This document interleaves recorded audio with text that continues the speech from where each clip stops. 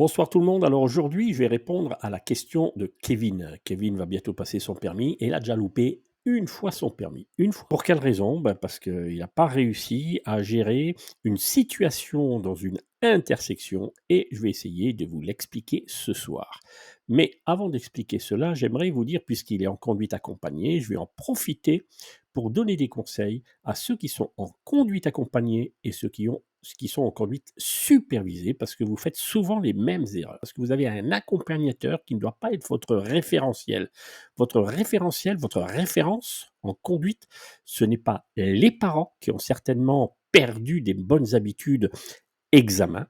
C'est valable certainement ce qu'ils vous disent en dehors de l'examen, peut-être.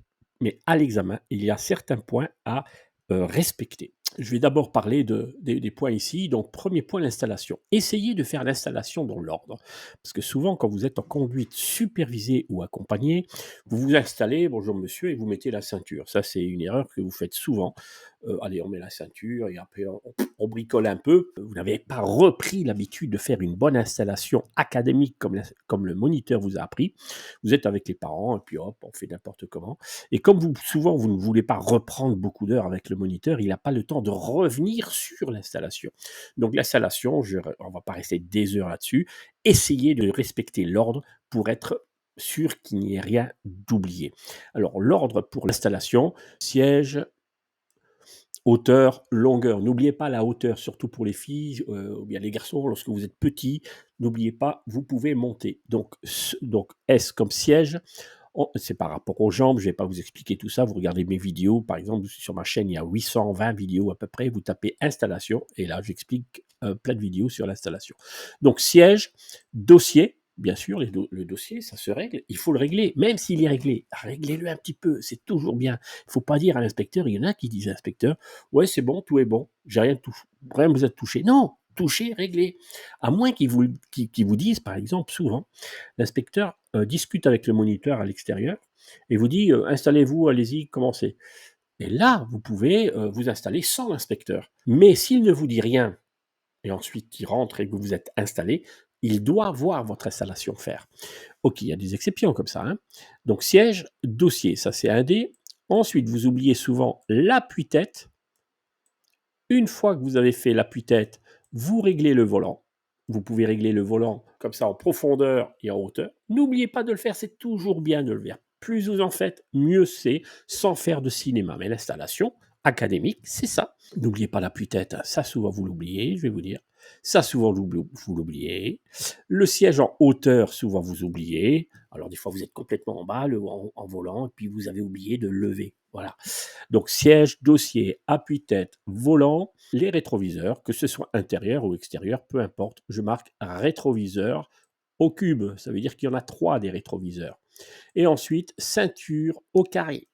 Ceinture au carré, ça veut dire vous devez mettre votre ceinture et vous vérifiez que tout le monde a la ceinture, l'inspecteur et le moniteur.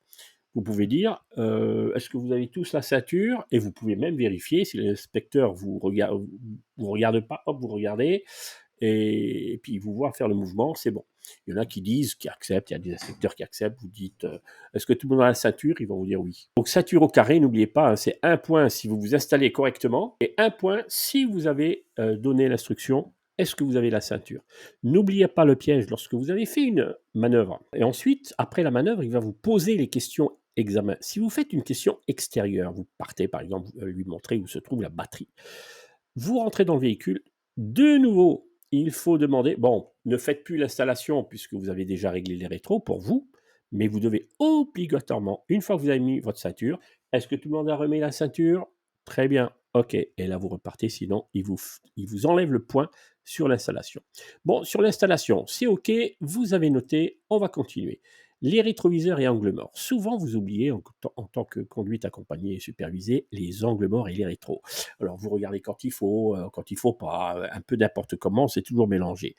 Toujours, on regarde les rétros, je le dis souvent, c'est intérieur, extérieur, clignotant. Intérieur, extérieur, gauche, clignotant. Pour aller à droite, c'est tac, tac, clignotant. Pour aller à gauche, tac, tac, clignotant. C'est net, clair, précis. Et lorsqu'on fait un changement de voie, vous rajoutez l'angle mort, à droite, à gauche. Le moniteur vous a expliqué tout ça, je ne suis pas là pour expliquer tout ça, donc sachez que ça, c'est un gros problème. Vous regardez mes vidéos. Ensuite, arrêt au stop glissé. Ah bah oui, les parents, ils sont là. Observez vos parents rouler. Ils sont là, ils arrivent au stop, ils sont en deuxième, ils mettent la première juste avant de s'arrêter au stop. Et comme il n'y a personne, ils vont pas freiner, ils sont déjà en première. Donc ne mettez jamais, mon petit conseil, la petite astuce, ne mettez la première que si vous êtes arrêté. Vous vous arrêtez en deux. La première, c'est pas une vitesse d'arrêt, c'est la deuxième, la vitesse d'arrêt. Donc deuxième ou troisième. Il y a beaucoup de moniteurs qui ne savent pas, mais sachez qu'on peut s'arrêter au stop, au feu, en troisième, c'est économique. Donc si vous êtes en 3, vous n'êtes pas obligé de mettre là à 2. Donc vous arrêtez en 3 ou en 2. Si le moniteur vous a appris de vous arrêter en 2, vous arrêtez en 2. On s'arrête en 2 et main au volant. Ne commencez pas à lâcher le volant si vous n'êtes pas encore à l'arrêt complet. Donc vous vous arrêtez, vous êtes en 2 et pendant que vous regardez, vous mettez la première et après vous partez, vous êtes sûr de ne pas faire un stop glissé. Même si vous roulez à 0,002 km/h, l'inspecteur va freiner. Les roues doivent être immobilisées. Et le temps que vous regardiez gauche-droite, ça dure à peu près 2-3 secondes. C'est pour ça qu'on dit il faut attendre 3 secondes. Mais ne faites pas comme ça, je m'arrête, je compte 1, 2, 3. Non, non, non, non. C'est je m'arrête, 1, 2, 3 et on y va. OK? C'est à peu près ça, les 3. Moi, je ne suis pas trop pour ces 3 secondes. On fait un arrêt immédiat, on regarde, parce que des fois, ça dure 2 secondes. Hein, alors arrêtez de dire 3 secondes. Bon, le code, il dit pas, il n'y a aucun texte de loi qui dit 3 secondes. C'est arrêt immédiat. Donc, on ne va pas parler de 3 secondes, mais c'est vous donner une idée. Parce que moi, une fois, il y a une élève qui venait d'une autre école pour faire un bilan avec moi. Elle vient, elle s'arrête à un stop. Elle regarde à gauche et à droite. Après, elle regarde devant et elle attend. Et je lui dis, mais qu'est-ce que tu attends? Ben, ma monitrice m'avait dit qu'il fallait attendre 3 secondes. Vous voyez, elle n'a pas compris. Elle a regardé, elle s'est bien arrêtée, et puis ensuite elle commence à compter quoi, dans sa tête 3 secondes et elle attend, alors qu'il n'y avait personne. Donc c'est pour ça, 3 secondes, faites attention. Refus de priorité au giratoire. Ah ben souvent les parents, ils ne supportent pas que vous attendiez au giratoire trop longtemps, quoi. Alors ils vous disent souvent, bah vas-y, vas-y, tu peux, t'as le temps, t'as le temps, t'as le temps. Sois dynamique, sois dynamique. Alors vous confondez dynamisme et précipitation. Donc, faites attention à ça. Ne faites pas de refus de priorité dans les giratoires. Et souvent, le refus de priorité dans les giratoires, c'est quoi? C'est que même s'il y a une voiture sur la voie de gauche dans le giratoire, et vous, vous êtes là, ici, vous êtes prêt à partir, laissez-le passer. Même s'il est sur la voie de gauche, vous attendez qu'il soit devant vous et après, on y va. Parce que vous, inconsciemment, vous vous dites, il est sur la voie de gauche, moi je vais à droite, lui il va certainement à gauche, je ne vais pas le gêner. Non, faux.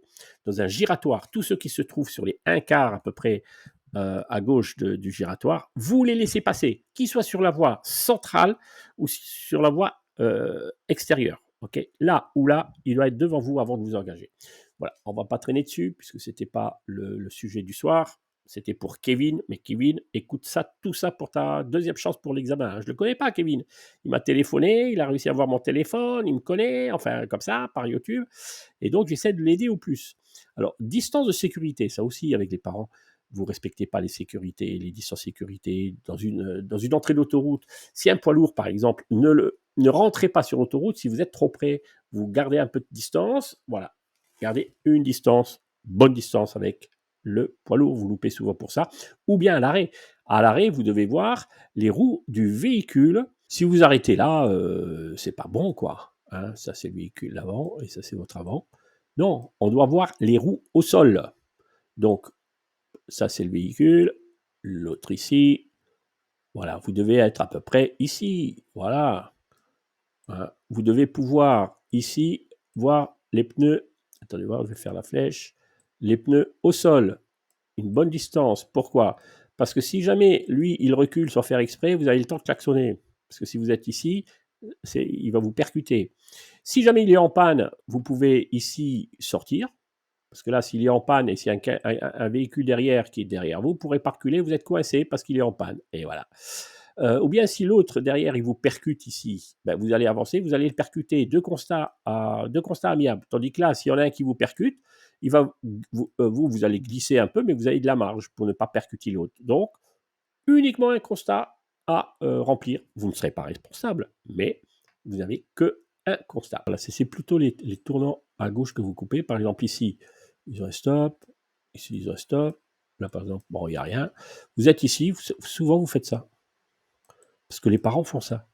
Alors, il faut faire comment? Il faut toujours imaginer, même s'il n'y a pas de ligne blanche, vous imaginez l'axe de la chaussée et vous devez être là, voilà, et même s'il n'y a personne en face, vous faites ça et ça. Voilà, jamais vous devez toucher cette bande. Et s'il y a un véhicule en face, ça aussi c'est une erreur que vous faites au niveau des priorités, vous imaginez toujours le centre. On l'imagine.